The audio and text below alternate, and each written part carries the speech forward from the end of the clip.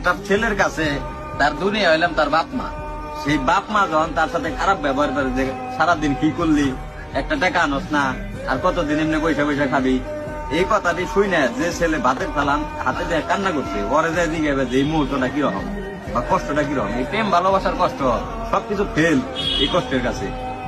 কারণ হলে যখন তোমার মা 10 মাস 10 দিন তোমার যখন পেটে ধরছে, এই মা তোমার পাইলা পয়সা বড় করছে, এই মা যখন তোমার কইবো যে কি কামাই করলি বা আমাগুলো কি করা পারছ, কি দিয়া পারলি, তখন তুমি বুঝছো যে ভিতরে কিরকম লাগে।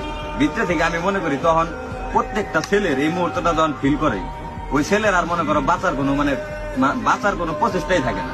মানে ওর মন চায় না যে আমি আর বাঁচা থাকি, তখনই মন চায় যে মরে যাই। এটাই ভাই নিয়ম, বাস্তবতা মানতে হইব সবসময়। এই কষ্টটা মানে আমি মনে করি দুনিয়ার সব কষ্টের কাছে আর মনে হয় এই কষ্টটা।